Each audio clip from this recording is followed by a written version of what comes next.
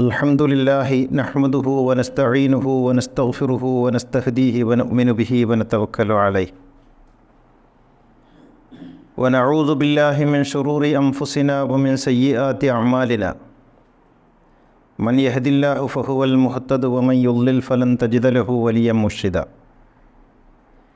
അഷ്ഹദു അൻ ലാ ഇലാഹ ഇല്ലല്ലാഹു വഹ്ദഹു ലാ ശരീക ലഹു വഅഷ്ഹദു അന്ന നബിയ്യനാ മുഹമ്മദൻ അബ്ദുഹു വറസൂലുഹു അർസലഹു ബിൽ ഹുദാ വദീനിൽ ഹഖ് ലിയുദ്ഹിറഹു അലദ്ദീനി കുല്ലിഹി വലൗ കരിഹൽ മുശ്രികൂൻ.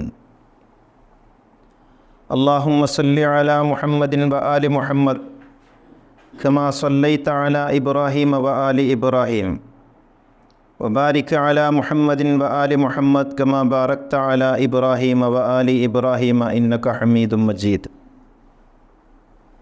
യാ അയ്യുഹല്ലദീന ആമനു തഖുല്ലാഹ ഹഖ്ക തുഖാതിഹി ഫലാ തമൂതുന്ന ഇല്ലാ വഅൻതും മുസ്ലിമൂൻ. അഊദു ബില്ലാഹി മിനശ് ശൈത്വാനിർ റജീം. ബിസ്മില്ലാഹിർ റഹ്മാനിർ റഹീം. വമിനൻ നാസി മൻ യത്തഖിദു മിൻ ദൂനില്ലാഹി അൻദാദൻ യുഹിബ്ബൂനഹും കഹുബ്ബില്ലാഹ് വല്ലദീന ആമനൂ അശദ്ദു ഹുബ്ബൻ ലില്ലാഹ് വലൗ യറല്ലദീന ളലമൂ ഇദ് യറൗനൽ അദാബ അന്നൽ ഖുവ്വത ലില്ലാഹി ജമീഅ വഅന്നല്ലാഹ ശദീദുൽ അദാബ്. ബഹുമാന്യരായ സഹോദരന്മാരെ, സഹോദരികളെ, തഖ്വയുള്ളവരായി ജീവിക്കണമെന്ന് പരസ്പരം ഉണർത്തുകയാണ്. അള്ളാഹു നമ്മെ എല്ലാവരെയും മുത്തഖികളിൽ ഉൾപ്പെടുത്തി അനുഗ്രഹിക്കുമാറാകട്ടെ. ഇന്ന് ലോകത്ത് വളരെ വലിയ തോതിൽ മാർക്കറ്റുള്ള ഒരു കാര്യമാണ് തസവുഫ് അഥവാ സൂഫിസം. ഒരു ട്രെൻഡായി സമൂഹത്തിൽ മാറിക്കൊണ്ടിരിക്കുകയാണത്. ഒരുപാട് ആളുകൾ, വിശിഷ്യ യുവത, സൂഫിസം എന്ന ഒരു വിലാസത്തിലേക്ക് ആകർഷിക്കപ്പെടുകയും അവർ സൂഫിസത്തെ ഉൾക്കൊള്ളുന്നതിന് വേണ്ടി വളരെയധികം ആഗ്രഹിക്കുകയും ചെയ്യുന്നു. ഇന്ന് ലോകത്ത് ബെസ്റ്റ് സെല്ലറായി കൊണ്ടിരിക്കുന്ന പുസ്തകങ്ങളിൽ ഒന്ന് ഏതാണ്ട് 1000 വർഷങ്ങൾക്ക് മുൻപ് മരണപ്പെട്ടുപോയ മൗലാന ജലാലുദ്ദീൻ റൂമിയുടെ പുസ്തകങ്ങളാണ് എന്നത് ഇതുമായി ബന്ധപ്പെട്ട് ആലോചിക്കേണ്ടതാണ്. ജലാലുദ്ദീൻ റൂമിയുടെ മസ്നവി എന്ന ആധ്യാത്മിക കാവ്യ സമാഹാരമാണ് ലോകത്ത് ഏറ്റവും കൂടുതൽ ആളുകൾ വായിക്കുന്ന കവിതകളിലൊന്ന് ഇക്കാലത്ത്. മലയാളത്തിൽ തന്നെ മസ്നവി എന്ന പുസ്തകത്തിൻ്റെ വ്യത്യസ്തങ്ങളായ പരിഭാഷകൾ, പൂർണ്ണമായിട്ടല്ല ഭാഗികമായ പരിഭാഷകൾ 6-7 എണ്ണം വന്നിട്ടുണ്ട്. അതുകൂടാതെ സഅദി ഷിറാസി, ശംസുദ്ദീൻ തബരി തുടങ്ങിയ മഹത്തുക്കളായ സൂഫി മശായിഖന്മാരുടെ, സൂഫി ഗുരുക്കന്മാരുടെ ഗ്രന്ഥങ്ങൾ ഇന്ന് ലോകത്ത് എല്ലാ ഭാഷകളിലും വളരെയധികം വിറ്റഴിക്കപ്പെട്ടുകൊണ്ടിരിക്കുന്നു. ഈ ഒരു പശ്ചാത്തലത്തിൽ എന്താണ് തസവുഫ്, എന്താണ് സൂഫിസം, അതുമായി ബന്ധപ്പെട്ട ഖുർആനിൻ്റെയും ഇസ്ലാമിൻ്റെയും നിലപാടെന്താണ്, അതിൽ ശരി എന്ത് തെറ്റെന്ത് എന്ന കാര്യങ്ങൾ വിവേചിച്ചറിയേണ്ടത് നമ്മുടെ എല്ലാവരുടെയും ബാധ്യതയാണ്. എന്തുകൊണ്ടാണ് തസവുഫിന് ഇത്ര പ്രചാരം ലഭിക്കുന്നത് എന്ന് ആലോചിച്ചുകൊണ്ട് നമുക്ക് വിഷയത്തിലേക്ക് പ്രവേശിക്കാമെന്നാണ് ഞാൻ വിചാരിക്കുന്നത്. ഏതാണ്ട് മധ്യകാലത്തിനിപ്പുറത്ത് ഇസ്ലാം മതത്തിന് സംഭവിച്ചിട്ടുള്ള ഏറ്റവും വലിയ അപജയം അത് വളരെ ഡ്രൈ ആണ് എന്നുള്ളതാണ്. മനുഷ്യൻ്റെ ജീവിതവുമായി അതിന് യാതൊരു വിധത്തിലുള്ള ബന്ധമില്ല എന്ന് മാത്രമല്ല, അത് കർമാനുഷ്ഠാന ശാസ്ത്ര കേന്ദ്രീകൃതമായി മാറി. ഇസ്ലാം എന്നാൽ ആകപ്പാടെ ചർച്ച ചെയ്യുന്നത് കർമ്മങ്ങളെ, അനുഷ്ഠാനങ്ങളെ, ആചാരങ്ങളെ സംബന്ധിച്ചുള്ള കാര്യങ്ങൾ മാത്രമായി. അത് തന്നെ അതിൻ്റെ ഫ്രെയിമിനെ കുറിച്ചുള്ള ചർച്ചയാണ്, അതിൻ്റെ ആത്മാവിനെ കുറിച്ചുള്ള ചർച്ചയല്ല. എങ്ങനെ നിസ്കരിക്കണം, എങ്ങനെ കൈകെട്ടണം, എങ്ങനെ ഇരിക്കണം, എങ്ങനെ നിൽക്കണം, എങ്ങനെ സലാം വീട്ടണം, എങ്ങനെ ഫാത്തിഹ ഓതണം, എങ്ങനെ വജ്ഹത്ത് ഓതണം, എങ്ങനെ സുജൂദ് ചെയ്യണം, കൈ എവിടെയൊക്കെ വെക്കണം എന്നിങ്ങനെ തുടങ്ങി വിരലനക്കുന്ന കാര്യം മുതൽ വുളു ചെയ്യുന്ന കാര്യം വരെ കർമ്മങ്ങളുമായി ബന്ധപ്പെട്ട നിരവധി അനവധി കാര്യങ്ങൾ ചർച്ച ചെയ്ത് അത് മാത്രമായി മാറി ഇസ്ലാം എന്ന് പറയുന്നത്. എന്നാൽ എന്തിന് നിസ്കരിക്കണം എന്നത് ചർച്ചയല്ലാതെയും വന്നു. എന്തിന് നിസ്കരിക്കണം എന്നത് സംബന്ധിച്ച് ആരും ചർച്ച ചെയ്യുന്നില്ല.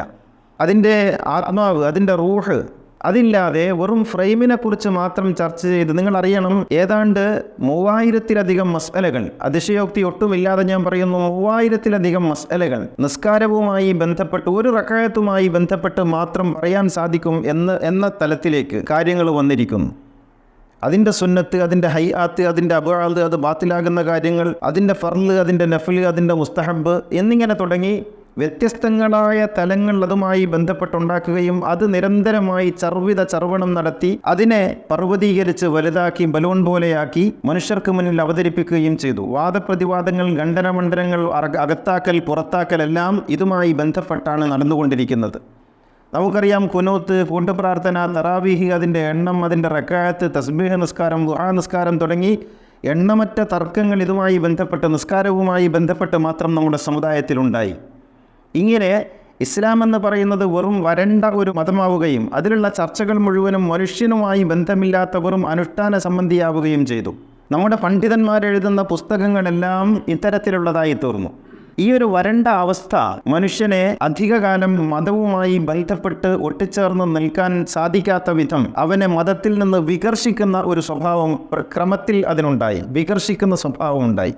അങ്ങനെ പുതിയ തലമുറ എന്ന് ഞാൻ പറയുന്നത് ഇന്നത്തെ പുതിയ ജനറേഷൻ എന്ന അർത്ഥത്തിലില്ല. പണ്ടേ ഉള്ള ചിന്താശീലരായിട്ടുള്ള ആളുകളും പുതിയ തലമുറയുമെല്ലാം ഇതിൽ യാതൊരു താല്പര്യവുമില്ലാതെ ഇത് കേവലം മുസ്ലിയാക്കന്മാരുടെയും മൗലവിമാരുടെയും വയസ്സായ ഒരു എബോ 60 അല്ലെങ്കിൽ 70 ആയിട്ടുള്ള ആളുകളുടെയും മാത്രം ഒരു സംഗതിയായി തീരുകയും ചെയ്തു. അത്തരത്തിൽ ഒരു മതം വരണ്ട ഒരവസ്ഥയിലേക്ക് ആപതിച്ചപ്പോഴാണ് ഇനി എന്താണ് ഇതിന് പരിഹാരം എന്ന് ഇസ്ലാമിനകത്ത് അന്വേഷണം തുടങ്ങിയത്. ഇത് ഇസ്ലാമിൻ്റെ മാത്രം പ്രശ്നമല്ല, ഇത് ഹിന്ദുമതത്തിൻ്റെയും ക്രിസ്തുമതത്തിൻ്റെയും യഹൂദമതത്തിൻ്റെയും ലോകത്തിലുള്ള സകല മതങ്ങളുടെയും പ്രശ്നമാണ്. ആ മതങ്ങളെല്ലാം ആചാര കേന്ദ്രീകൃതങ്ങളായി തീരുകയും പുരോഹിതന്മാർ അതിൽ കൈവെക്കുകയും പുരോഹിതന്മാർ അവരുടെ അധികാരത്തിൻ്റെയും സ്വാധീനത്തിൻ്റെയും ബലം വർദ്ധിപ്പിക്കുന്നതിന് വേണ്ടിയുള്ള ഒരു ടൂളായി മതത്തെ മാറ്റുകയും ചെയ്തപ്പോൾ എല്ലാ മതത്തിലും ഇത്തരത്തിലുള്ള ചിന്തകളുണ്ടായി. പലരും മതം വിട്ട് പുറത്തേക്ക് പോയി മതനിരാസത്തിൻ്റെ ആളുകളായി, ദൈവനിഷേധികളായി തീർന്നു. പക്ഷേ ഒരു വിഭാഗം ആളുകൾ മതത്തിനകത്ത് തന്നെ ഇതിന് വല്ല പരിഹാരവും ഉണ്ടോ എന്ന അന്വേഷണത്തിലായി. ആ അന്വേഷണമാണ് പലരെയും തസവൂഫിലേക്ക് തിരിച്ചുവിട്ടത് ഇസ്ലാമിനകത്ത്.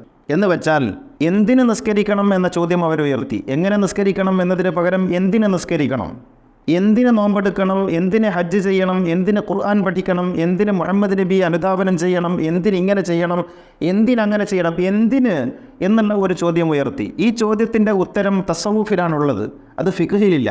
കർമ്മശാസ്ത്രത്തിൽ എന്തിന് എന്ന ചോദ്യത്തിന് ഉത്തരമില്ല.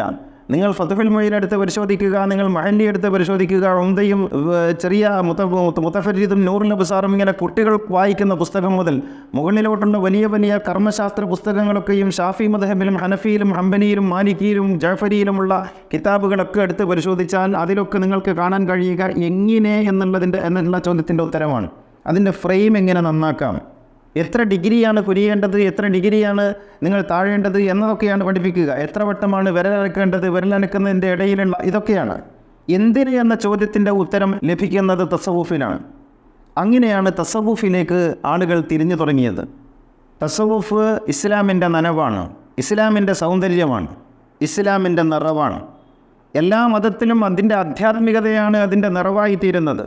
നിങ്ങൾ ഒരു കാര്യം ചെയ്യുമ്പോൾ അതിൻ്റെ പൂർണ്ണതയിൽ ബൈബിളിൽ പറയുന്നുണ്ട്, നിങ്ങൾ പൂർണ്ണ ഹൃദയത്തോടും പൂർണ്ണ മനസ്സോടും കൂടി ദൈവത്തെ അനുസരിക്കുക. പൂർണ്ണ മനസ്സോടും പൂർണ്ണ ഹൃദയത്തോടും, ഇതാണ് തസവൂഫ് എന്ന് പറയുന്നത്. നിങ്ങൾ സമ്പൂർണ്ണമായി, ഖുർആനിൽ ഒരു വിശുദ്ധ വചനമുള്ളത് ഉദ്ഖുലൂ ഫിസ്സിൽമി കാഫ, നിങ്ങൾ സമ്പൂർണ്ണമായി ദൈവത്തിന് സമർപ്പിതരാവുക. സമർപ്പണ വഴിയിലേക്ക് നിങ്ങൾ പ്രവേശിക്കേണ്ടത് ഭാഗികമായിട്ടല്ല, സമ്പൂർണ്ണമായിട്ടാണ്. നിങ്ങളുടെ ശരീരം കൊടുക്കുന്നതിൻ്റെ പേരാണ് ഫിഖ്ഹ്.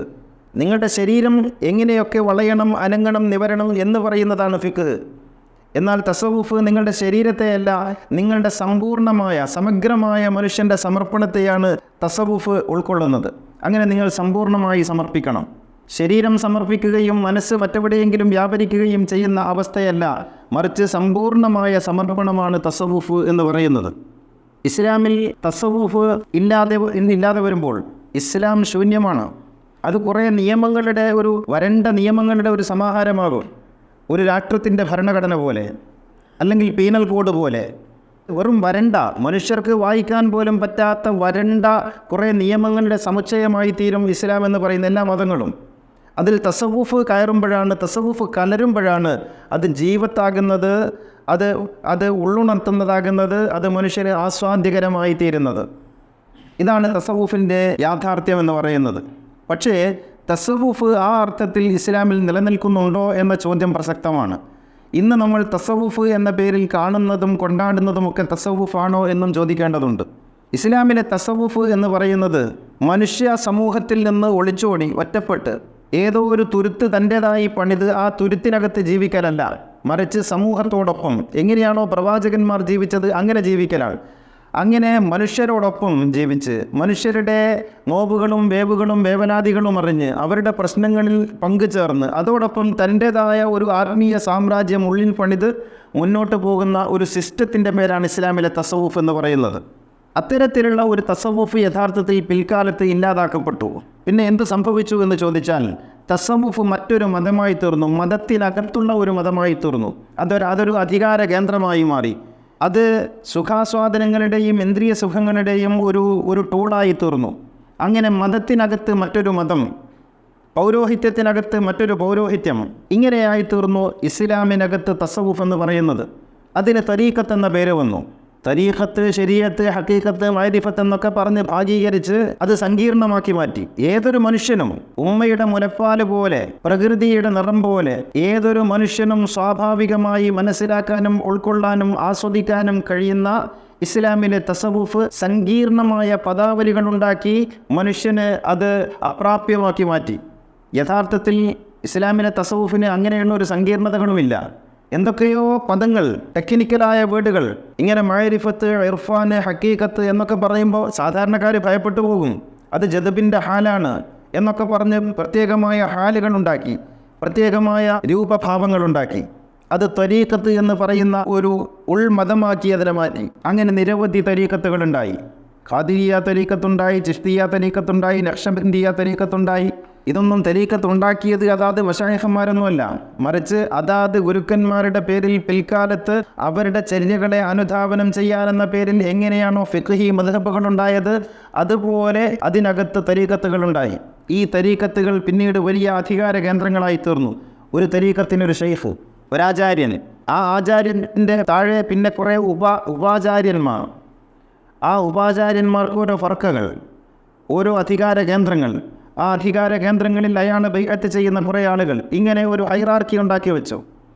ആ ഹൈറാർക്കിയിൽ ഏറ്റവും തലപ്പത്ത്, പിരമിഡ് രൂപത്തിൽ ഏറ്റവും തലപ്പത്ത് അതിൻ്റെ മുഖ്യാചാര്യൻ, അതിൻ്റെ താഴെ കുറേ ആചാര്യന്മാർ, ഇങ്ങനെ പിരമിഡ് സ്വഭാവത്തിൽ ഉണ്ടായി. ഇങ്ങനെ താഴെ നിന്ന് എല്ലാവരും ഓരോരാളുമായി ബൈഅത്ത് ചെയ്ത് മുകളിലേക്ക് എത്തുന്ന ഒരു അധികാരത്തിൻ്റെ ശ്രേണി. അയാളോട് ചോദിച്ചിട്ടാണ് എല്ലാ കാര്യങ്ങളും ചെയ്യേണ്ടത്. അങ്ങനെ തരീഖത്തിൽ നമ്മൾ ചേർന്ന് കഴിഞ്ഞാൽ, തരീഖത്തിൽ ബൈഅത്ത് ചെയ്ത് കഴിഞ്ഞാൽ പിന്നെ നമ്മുടെ കാര്യങ്ങളൊക്കെ ശൈഖ് ഏറ്റെടുക്കുന്ന വിധത്തിൽ ഉള്ള ഒരു ആധ്യാത്മികമായ പൗരോഹിത്യം, ആധ്യാത്മികമായ പൗരോഹിത്യം അതിനുള്ളിൽ രൂപപ്പെട്ടു വന്നു. ഇങ്ങനെ തരീഖത്ത് ഒരു അധികാര കേന്ദ്രമായി തീർന്നു. ലോകത്ത് വലിയ വലിയ തരീഖത്തുകളുണ്ട്. സനോസി പ്രസ്ഥാനത്തിൽ, അതുപോലെ തീജാനി, ദസൂക്കി എന്നൊക്കെ പറഞ്ഞ് ലോകത്ത് വലിയ വലിയ തോതിൽ സാമ്പത്തികമായ വലിയ സാമ്രാജ്യങ്ങൾ തന്നെയുള്ള വലിയ തരീഖത്ത് സംവിധാനങ്ങളുണ്ടായി ലോകത്ത്. നൂരിഷ മുതൽ ഇങ്ങ് തീജാനി വരെ കേരളത്തിൽ അതിൻ്റെ എല്ലാത്തിൻ്റെയും ശാഖകളുണ്ടായി. ഇങ്ങനെ തരീഖത്ത് മനുഷ്യനെ മതത്തിനകത്ത് വീണ്ടും ഒരു സർക്കിളുണ്ടാക്കി ആ സർക്കിളിനകത്ത് ചങ്ങലയാൽ ബന്ധിച്ചിടുന്ന മറ്റൊരു പ്രസ്ഥാനവും സംഘടനയുമായി മാറി. എന്നിട്ട് ഇതാണ് സൂഫിസം എന്ന് പറയാൻ തുടങ്ങി. കുറേ ആടലും പാടലും, കുറേ ചൊല്ലലും വിളിക്കലും, കുറേ ബഹളവും ശരീരത്തിൻ്റെ ചലനങ്ങളും ഒക്കെയായിട്ട് തരീഖത്ത് സൂഫിസത്തെ തെറ്റായി, മോശമായി വ്യാഖ്യാനിക്കുകയും ചിത്രീകരിക്കുകയും ചെയ്തു. ഇങ്ങനെ ആട്ടവും പാട്ടും. എന്താണ് സൂഫിസം? നിങ്ങൾ വെറുതെ നെറ്റിലടിച്ചു നോക്കുക. സൂഫിസം എന്ന് പറയുമ്പോഴേക്കും മുന്നോട്ടാടി ചെല്ലുന്നതും പിന്നോട്ടാടി ചെല്ലുന്നതും സൈഡിലേക്ക് ചെരിഞ്ഞു ചെല്ലുന്നതുമായ പല വിധത്തിലുള്ള ചൊല്ലലുകളും പറച്ചിലുകളുമാണ് സൂഫിസം എന്ന് പറയുമ്പോൾ വരുന്നത്. ഇങ്ങനെ വ്യത്യസ്തങ്ങളായ ശരീര ചലനങ്ങളുടെ പേരായി തരീഖത്തുകൾ മാറി. ഇത് സൂഫിസം എന്ന പേര് വന്നു ഒരു ഭാഗത്ത്. മറുഭാഗത്ത് സൂഫിസം എന്ന് പറഞ്ഞാൽ മറ്റെന്താണ്? സൂഫിസം എന്ന് പറഞ്ഞാൽ ഖബറുമായി ബന്ധപ്പെട്ട, ജാരങ്ങളുമായി ബന്ധപ്പെട്ട മറ്റെന്തൊക്കെയോ ഏർപ്പാടുകളും ഇടപാടുകളുമായി മാറി. ഉത്തരേന്ത്യയിൽ പ്രധാനമായും സൂഫിസം എന്ന് പറഞ്ഞാൽ അത് ജാരങ്ങളുമായി ബന്ധപ്പെട്ട ഇടപാടുകളാണ്. അത് പച്ച ധരിക്കലാണ്, പച്ച തലയെക്കെട്ട് കെട്ടലാണ്, വലിയ രീതിയിലുള്ള അംഗവസ്ത്രം ധരിക്കലാണ്, മേലങ്കി ധരിക്കലാണ്. ഇങ്ങനെ ജാറവുമായി ബന്ധപ്പെട്ട് സൂഫിസത്തിന് മറ്റൊരു വിലാസമുണ്ടായി. നീ സൂഫിയാണ് എന്ന് പറയുമ്പോഴേക്കും ഏത് ജാറത്തിൽ നിന്നാണെന്ന് ചോദിക്കുന്ന വിധത്തിൽ കാര്യങ്ങൾ വന്നു. ഇങ്ങനെ സൂഫിസത്തെ ജാറവുമായി ബന്ധപ്പെടുത്തുന്ന ഒരു രീതി വന്നു. മറുഭാഗത്ത് സൂഫിസത്തെ തരീഖത്തുമായി ബന്ധപ്പെടുത്തിക്കൊണ്ടുള്ള മറ്റൊരു രീതിയുണ്ടായി. ഇതോടുകൂടി സമൂഹം മുഴുവനും സൂഫിസത്തെ, തസവൂഫിനെ തെറ്റായി മനസ്സിലാക്കി തുടങ്ങി. ഇതിനിടയിൽ മറ്റൊരു സംഗതി കൂടി കയറി വന്നു. അതെന്താണെന്ന് ചോദിച്ചാൽ വെസ്റ്റേൺ തോട്ട്സ്, ഉദാരമായ അതിലിബറലായിട്ടുള്ള ജീവിത ചിന്തകളെ തസവുഫിൻ്റെ പേരിൽ കയറ്റിവിടുന്ന ചില ശ്രമങ്ങളും ഉണ്ടായി. അത്യുദാരമായ, ഉദാരമെന്ന് ഞാൻ പറയുന്നത് അതിൻ്റെ ഏറ്റവും നെഗറ്റീവായ അർത്ഥത്തിലാണ്. മനുഷ്യന് യാതൊരു നിയന്ത്രണവുമില്ല, ഒരു വണയവും ആവശ്യമില്ല, ഒരു ചിട്ടവട്ടങ്ങളും വേണ്ടതില്ല. മനുഷ്യൻ അവനെ തോന്നിയതുപോലെ ജീവിക്കാം. ആസ്വാദനത്തിൻ്റെ തലത്തിലാണെങ്കിലും ഇന്ദ്രിയ ആസ്വാദനങ്ങളുടെ തലത്തിലാണെങ്കിലും ഏത് തലത്തിലാണെങ്കിലും മനുഷ്യന് യാതൊരു തരത്തിലുള്ള നിയന്ത്രണവും ആവശ്യമില്ല. തോന്നിയതുപോലെയൊക്കെ ജീവിക്കാം എന്ന പേരിലുള്ള പാശ്ചാത്യ ജീവിത, പാശ്ചാത്യർ പോലും തള്ളിക്കളഞ്ഞിട്ടുള്ള ജീവിത ശൈലി തസവുഫിൻ്റെ പേരിൽ കയറ്റിവിട്ടു. അങ്ങനെ ഒന്നും ഒരാവശ്യമില്ല, നിയമങ്ങൾ ബാധകമല്ല, ജീവിതത്തിൽ അങ്ങനെ ചിട്ടവട്ടങ്ങൾ വേണ്ടതില്ല എന്ന മട്ടിൽ അങ്ങനെ തസവുഫ് എന്ന് പറഞ്ഞാൽ ഇത് പാശ്ചാത്യൻ ഡാൻസാണ്, അല്ലെങ്കിൽ ഇപ്പുറത്തുള്ള മോഡേൺ മ്യൂസിക്കാണ് എന്നൊക്കെ പറഞ്ഞുകൊണ്ടുള്ള ഒരു തരത്തിലുള്ള കാട്ടിക്കൂട്ടലുകളും വന്നു. ഇതാണ് തസവുഫിൻ്റെ പേരിൽ ഒരു ഭാഗത്ത് നടന്നുകൊണ്ടിരിക്കുന്നത്. മറുഭാഗത്ത് വഹാബിസം, വരണ്ട മതത്തെയും തീവ്രവാദ ഭീകരവാദ മതബോധങ്ങളെയും ഉൾക്കൊണ്ട് ലോകത്ത് എക്കാലവും പ്രശ്നങ്ങൾ മാത്രമുണ്ടാക്കിയിട്ടുള്ള വഹാബിസം തസവുഫത്തിനെതിരെ വാണെടുത്ത് ഉറഞ്ഞുതുള്ളി. തസവുഫ് എന്ന് പറഞ്ഞാൽ ഷിർക്കാണ്. അങ്ങനെ അനങ്ങിയാൽ ഷിർക്ക് രോഗം മാത്രം പറയുന്ന ഈ കൂട്ടർ തസവുഫ് എന്ന് പറഞ്ഞാൽ ഷിർക്കാണ്. തസവുഫ് ഇസ്ലാമിൽ ഇല്ലാത്തതാണ്. സൂഫിസം ഇസ്ലാമിലില്ല, അത് ഇസ്ലാമിന് അന്യമാണ്. മുഹമ്മദ് നബി സൂഫിയല്ല, സൂഫി ആയിരുന്നില്ല, അങ്ങനെ ഒരു പദമില്ല എന്നൊക്കെ പറഞ്ഞിട്ട് ഇസ്ലാമിനില്ലാത്ത പദവും അടിസ്ഥാനമെന്ന് പറഞ്ഞ് നടക്കുന്ന കൂട്ടരാണ് ഈ കൂട്ടർ. എന്നിട്ട് ഒരു ഭാഗത്ത് തസവുഫിനെ പൂർണ്ണമായും തള്ളുകയും പൂർണ്ണമായും അവഗണിക്കുകയും അത് അതിനിശ്ചിതമായി വിമർശിക്കുകയും ചെയ്തുകൊണ്ട് തസവുഫിൻ്റെ എല്ലാ വാതിലുകളും അടച്ച് വരണ്ട മതത്തെ മാത്രം പ്രതിനിധീകരിക്കുന്ന തീവ്രവാദത്തിൻ്റെ ഒരു മേഖല വഹാബിസം തീർത്തു. ഇപ്പുറത്തോ തസവുഫ് എന്ന പേരിൽ എല്ലാ വിധത്തിലുള്ള പേക്കൂത്തുകളും അധികാര സ്ഥാപനങ്ങളും ഇപ്പുറത്തും ഉണ്ടായി. ഇതിനിടയിലാണ് ലോകം അന്തിച്ചു നിന്നത്. എന്താണ് തസവുഫ് എന്നറിയാതെ അങ്ങനെ ഒരു വിഭാഗം ആളുകൾ ഉദാരമായ തസവുഫിലേക്ക് നീങ്ങി. അങ്ങനെയാണ് റൂമി വായിക്കപ്പെട്ടു തുടങ്ങിയത്. ജലാലുദ്ദീൻ റൂമി വായിക്കപ്പെട്ടു തുടങ്ങിയത് ഇസ്ലാമിൻ്റെ അടിസ്ഥാന സ്വഭാവത്തിലുള്ള തസവുഫിൻ്റെ സൗന്ദര്യം ആസ്വദിച്ചുകൊണ്ടല്ല, അത് മനസ്സിലാക്കിക്കൊണ്ടുമല്ല, മറിച്ച് അത്യുദാരമായ ജീവിതമാണ് ഓഫർ ചെയ്യുന്നത് എന്നതിനാൽ തസവുഫ് എന്ന് പറയുന്നത് ഒരു വളയവുമില്ലാതെയുള്ള ചാട്ടമാണ് എന്ന് തെറ്റായി മനസ്സിലാക്കി. അങ്ങനെയാണ് ലോകത്ത് റൂമി വായിക്കപ്പെടുന്നത്, അങ്ങനെയാണ് തബരീസി വായിക്കപ്പെടുന്നത്, അങ്ങനെയാണ് സഅദി ഷിറാസിയും മറ്റ് സൂഫി ആചാര്യന്മാരും വായിക്കപ്പെട്ടു തുടങ്ങിയത്. അത് ലോകത്തിൻ്റെ എല്ലാ ഭാഗങ്ങളിലും വലിയ തോതിൽ പ്രചാരം നേടി. തസവുഫ് എന്താണ് എന്നുള്ളത് യഥാർത്ഥത്തിൽ ഇതിനകത്ത് നഷ്ടപ്പെട്ടു. ഒരു ഭാഗത്ത് വഹാബിസത്തിൻ്റെയും മറുഭാഗത്ത് ഇത്തരത്തിലുള്ള സൂഫി എന്ന പേരിൽ നടക്കുന്ന കാപ്പട്യങ്ങളുടെയും ഇടയിൽ യഥാർത്ഥത്തിലുള്ള തസവുഫ് നഷ്ടപ്പെട്ടു പോയി. ഇവിടെയാണ് നമ്മൾ മനസ്സിലാക്കേണ്ടത് എന്താണ് തസവുഫ്. വഹാബികൾ പറയുന്നത് പോലെ തസവുഫ് ഇസ്ലാമിന് അന്യമായ ഒന്നല്ല, ഇസ്ലാമിൻ്റെ അകക്കാമ്പാണത്. ഇസ്ലാമിന് എന്തെങ്കിലും സൗന്ദര്യമുണ്ടെങ്കിൽ അത് പൂർണ്ണമായും പ്രതിഫലിക്കുന്നത് തസവുഫിലൂടെ മാത്രമാണ്. ഇസ്ലാമിൻ്റെ പൗർണമിയാണ് തസവുഫ്, ഇസ്ലാമിൻ്റെ വെളിച്ചമാണ്, കണ്ണാണത്. അത് സൂഫിസം എന്ന അർത്ഥത്തിൽ തന്നെ നമുക്ക് ഉപയോഗിക്കാം. ആ പദം എവിടെ നിന്ന് വന്നു എന്നൊക്കെ ചോദിച്ചാൽ മുഹമ്മദ് നബി അങ്ങനെയുള്ള പദം ഉപയോഗിച്ചിട്ടുണ്ടോ, മുഹമ്മദ് നബി തൗഹീദ് ഉപയോഗിച്ചിട്ടുണ്ടോ നമുക്ക് തിരിച്ചു ചോദിക്കാം. തൗഹീദ് ഉപയോഗിച്ചിട്ടുണ്ടോ മുഹമ്മദ് നബി? തൗഹീദ് എന്ന് ഓരോ ശ്വാസത്തിലും 3 വട്ടം വീതം പറഞ്ഞിട്ട് തൗഹീദിനെ സ്ഥാപിക്കാൻ വേണ്ടി നടക്കുന്ന ഈ കൂട്ടർ തൗഹീദ് എന്ന വാക്ക് അതിന് വഹദാന്നുണ്ട്, ഉൽഹു അല്ലാഹു അഹദ് എന്നുണ്ട് എന്നുള്ള വർത്താനൊന്നും പറയണ്ട. ഞാൻ ചോദിക്കുന്നത് പദമുണ്ടോ എന്നാണ്. നിങ്ങൾ ഇസ്ലാമിൻ്റെ അടിസ്ഥാനം എന്ന അർത്ഥത്തിൽ തൗഹീദ് എന്ന് നിരന്തരമായി മത്സരിച്ച് എല്ലാ സംഘടനകളും പറഞ്ഞുകൊണ്ടിരിക്കുന്ന ഈ തൗഹീദ് എന്ന പദം ആ സ്വഭാവത്തിൽ ഖുർആനിലുണ്ടോ? ഇല്ലല്ലോ. എന്നിട്ട് നിങ്ങൾ എവിടെ നിന്ന് ഒഴിച്ചെടുത്തു? ഹദീസിലുണ്ടോ? ഹദീസിൽ നിങ്ങൾ പറയും 2-3 ഹദീസിലുണ്ട് എന്നൊക്കെ പറയും. ഞാൻ പറയുന്നു മുഹമ്മദ് നബി ഇക്കണ്ട 10,000-കണക്കിന് ലക്ഷക്കണക്കിന് ഹദീസുകളുണ്ടെന്നൊക്കെ നിങ്ങൾ തന്നെ എഴുതി വെച്ചിട്ടുള്ള ആ കിതാബുകളൊക്കെ പരിധിയാൽ തൗഹീദ് എന്ന ശബ്ദം മുഹമ്മദ് നബിയുടെ വാക്കുകളിൽ വന്ന വലിയ കിതാബുകളൊക്കെ എടുക്ക്, ബുഖാരി എടുക്ക്, അതിൽ തൗഹീദ് എന്ന് മുഹമ്മദ് നബി പറഞ്ഞതായിട്ട് കാണിച്ചു തരാൻ നോക്കുമോ? ഇങ്ങനെ ഹദീസിലും നിങ്ങൾ പറയുന്ന ഹദീസുകളിലും ഖുർആനിലും ഇല്ലാത്ത ആ പദം ഇസ്ലാമിൻ്റെ അടിസ്ഥാനമായി നിങ്ങൾ കൊണ്ടുവന്നിട്ട് നാഴികക്ക് 40 വട്ടം ഓരോ ശ്വാസത്തിലും നിരന്തരമായി തൗഹീദ് എന്ന് മന്ത്രം പോലെയും ഒരു തരം മാനസിക രോഗം പോലെയും പറഞ്ഞുകൊണ്ടിരിക്കുന്ന ഈ ഘട്ടത്തിൽ തസവുഫിൻ്റെ സൂഫിസം പറയുമ്പോൾ അത് മുഹമ്മദ് നബി എവിടെ പറഞ്ഞിരുന്നോ എന്ന് ചോദിക്കുന്നത് ഏറ്റവും കുറഞ്ഞത് വിവരക്കേടല്ലേ എന്നാണ് എനിക്ക് തോന്നാറുള്ളത്. വിവരക്കേടല്ലേ അത്? തസവുഫ് എന്ന് പറയുന്നത് ഇസ്ലാമിൻ്റെ നനവാണ്. നിങ്ങൾ പറയുന്ന ഇഹ്സാൻ ഉണ്ടല്ലോ, ഹദീസിൽ പറഞ്ഞ ഇഹ്സാൻ തസവുഫാണ്. എല്ലാ കാര്യങ്ങളും അതിൻ്റെ പൂർണ്ണ സൗന്ദര്യത്തോടു കൂടി ചെയ്യലാണ്. എല്ലാ കാര്യങ്ങളും അതിൻ്റെ പൂർണ്ണ സൗന്ദര്യത്തോടു കൂടി പറയലാണ്, ചിന്തിക്കലാണ് ഇഹ്സാൻ എന്ന് പറയുന്നത്. അള്ളാഹുവിനെ പൂർണ്ണമായും ഉൾക്കൊണ്ട് അകക്കണ്ണുകൊണ്ട് കണ്ടെന്ന മട്ടിൽ അള്ളാഹുവിനെ സമർപ്പിക്കലാണ് ഇഹ്സാൻ. അൻ തഅബുദല്ലാഹ കഅന്നക തറാഹു ഫഇൻ ലം തകുൻ തറാഹു ഫഇന്നഹു യറാക്.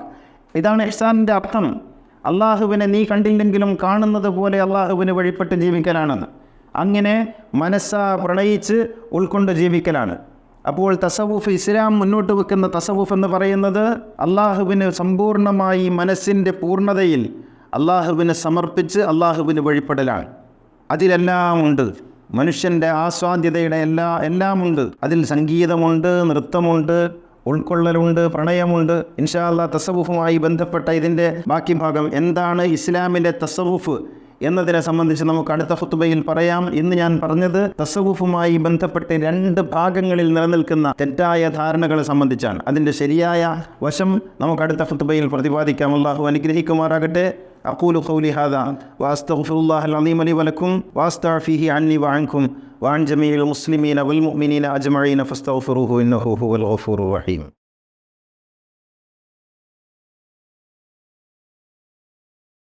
الحمد لله الذي هدانا لهذا وما كنا لنهتدي لولا أن هدانا الله.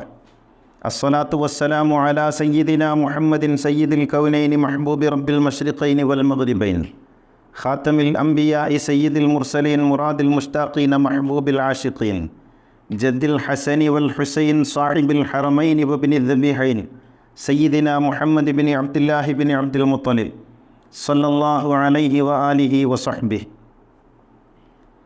ബഹുമാന്യരായ സഹോദരന്മാരെ, സഹോദരികളെ, അല്ലാഹു തആല നമ്മെ എല്ലാവരെയും അവൻ്റെ ഇഷ്ടദാസരിൽ ഉൾപ്പെടുത്തി അനുഗ്രഹിക്കുമാറാകട്ടെ. നമ്മുടെ നാട് ഒരു വലിയ തർക്ക വിഷയവുമായി ബന്ധപ്പെട്ട ചർച്ചയിലൂടെയാണ് കടന്നു പോകുന്നത്. ബാബരി മസ്ജിദ് എന്ന് പറയുന്ന പള്ളി പൊളിച്ചെടുത്ത് ഒരു ക്ഷേത്രം പണിത് ആ ക്ഷേത്രത്തിൻ്റെ ഉദ്ഘാടനവുമായി ബന്ധപ്പെട്ട് ബോധപൂർവവും അല്ലാതെയും വലിയ ചർച്ചകൾ ഉണ്ടാക്കിക്കൊണ്ടിരിക്കുകയാണ്. ഈ ഘട്ടത്തിൽ ഞാൻ ഓർക്കുന്നത് ഖുർആനിലൊരു വചനമാണ്. മനുഷ്യരിൽ ചിലരെ കൊണ്ട് പ്രതിരോധിച്ചിരുന്നില്ല എങ്കിൽ സന്യാസി മഠങ്ങളും കനീസകളും ചർച്ചുകളും സിനഗോഗുകളും പള്ളികളുമെല്ലാം തകർക്കപ്പെടുമായിരുന്നു. അള്ളാഹു ഈ ലോകത്ത് എല്ലാത്തരം ദേവാലയങ്ങളും നിലനിർത്താൻ ആഗ്രഹിക്കുകയും ഉദ്ദേശിക്കുകയും ചെയ്യുന്നു. ഒരു ദേവാലയവും നിസ്സാരമല്ല, ഒന്നും ചെറുതല്ല. ഒരു ദേവാലയം മറ്റൊരു ദേവാലയത്തേക്കാൾ ശ്രേഷ്ഠമോ താഴെയോ അല്ല. അത് സിനഗോഗാണെങ്കിലും മഠമാണെങ്കിലും അമ്പലമാണെങ്കിലും പള്ളിയാണെങ്കിലും ചർച്ചാണെങ്കിലും ബുദ്ധവിഹാരങ്ങളാണെങ്കിലും എല്ലാം ഒരുപോലെ ആദരണീയമാണ് എന്ന് ഖുർആൻ പറയുന്നു.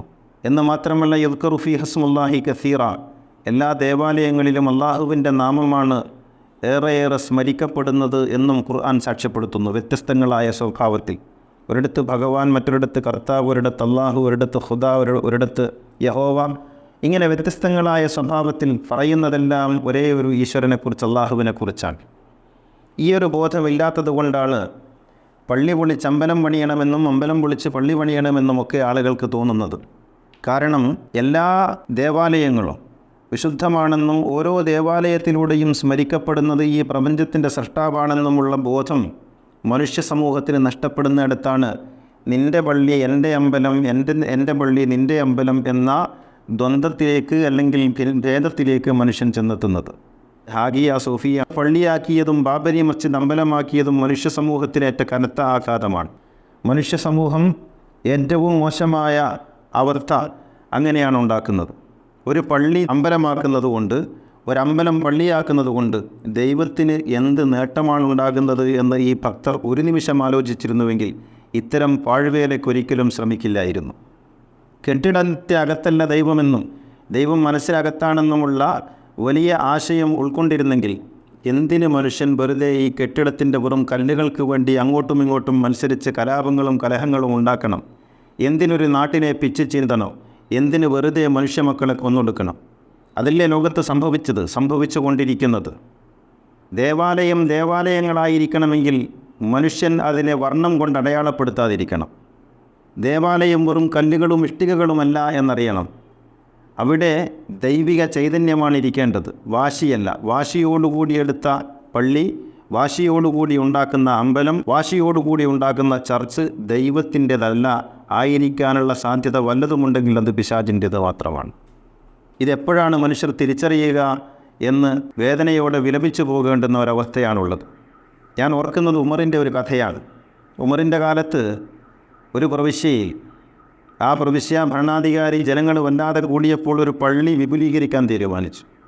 വിപുലീകരിക്കുന്നിടത്ത് ഒരു യഹൂദ വൃദ്ധ സ്ത്രീയുടെ വീടാണുള്ളത്. മക്കളൊക്കെ വേറെ താമസിച്ചിരിക്കുന്ന ഈ വൃദ്ധ സ്ത്രീ അവിടെയാണ്. അപ്പോൾ വലിയ പാരിതോഷികം നൽകി മറ്റൊരു സ്ഥലത്ത് വീടുണ്ടാക്കി ഈ സ്ത്രീക്ക് വീട് വെച്ച് കൊടുത്ത് ആ വീട് പൊളിക്കാൻ തീരുമാനിച്ചു. പക്ഷേ ഈ സ്ത്രീക്ക് വൈകാരികമായി ഏറെ ബന്ധമുള്ള വീടാണത്. തൻ്റെ ഭർത്താവ് ജീവിച്ച് മരിച്ച വീട്, അവിടെ വെച്ച് തന്നെ എനിക്ക് ജീവിച്ച് മരിക്കണം എന്ന് ആഗ്രഹിച്ചിട്ട് ജീവിക്കുന്നതാണ്. പക്ഷേ ഭരണാധികാരികളുടെ നിർദ്ദേശവും പാരിതോഷികവും ഒക്കെ ആയപ്പോൾ മനമില്ലാ മനസ്സോടെ സമ്മതിച്ച് മറ്റേ വീട്ടിലേക്ക് മാറി പള്ളി വിപുലീകരിച്ചു. പിന്നീട് കുറച്ച് കാലം കഴിഞ്ഞ് ഉമർ ആ വഴിക്ക് വന്നപ്പോൾ ജനങ്ങളെയൊക്കെ കാണുന്ന കൂട്ടത്തിൽ ഈ സ്ത്രീയും വന്ന് ഉമറിനെ കണ്ടിട്ട് പറഞ്ഞു, എനിക്കൊരു വിഷമമുണ്ട്, എൻ്റെ ഭർത്താവ് ജീവിച്ച് മരിച്ചു പോയ വീട്ടിൽ നിന്ന് എന്നെ മാറ്റി എനിക്ക് ഇപ്പുറത്തൊരു വീട് വെച്ചിട്ടാണ് അവിടെ പള്ളി ഉണ്ടാക്കിയത്, അതെനിക്ക് എപ്പോഴും ഒരു വിഷമമാണ്. വേറെ ഉമർ അതിനപ്പുറത്തും ഇപ്പുറത്തും ആലോചിച്ചില്ല. ഈ സ്ത്രീ പറയുന്നത് ശരിയാണോ എന്ന് മാത്രം ചോദിച്ചു. ശരിയാണെന്ന് ഉത്തരം കിട്ടിയപ്പോൾ പള്ളിയുടെ വിപുലീകരിച്ച ഭാഗം പൊളിക്കാനും പഴയ പോലെ വീടവിടെ വെച്ച് കൊടുക്കാനും ഈ സ്ത്രീക്ക് നഷ്ടമായ എല്ലാ കാര്യങ്ങളും വകവെച്ച് കൊടുക്കാനും ഉമർ ഉത്തരവിട്ടു എന്നാണ് ചരിത്രം. ഈ ചരിത്രത്തിൽ നിന്ന് പാഠം പഠിക്കേണ്ടത് മുസ്ലിങ്ങളാണ്, ഹിന്ദുക്കളാണ്, ക്രിസ്ത്യാനികളാണ്, ലോകത്ത് മതവിശ്വാസികളാണ്, അമ്പലങ്ങളിലും പള്ളികളിലും പോകുന്നവരാണ്. ആരുടെയും മനസ്സ് മുറിവേൽപ്പിച്ചു കൊണ്ടുണ്ടാക്കുന്ന ഒരു കെട്ടിടവും ഏതായാലും ദേവാലയമാകാനുള്ള സാധ്യതയില്ല. അത് ഹാഗിയ സോഫിയ ആണെങ്കിലും രാമക്ഷേത്രമാണെങ്കിലും. അള്ളാഹു അനുഗ്രഹിക്കുമാറാകട്ടെ.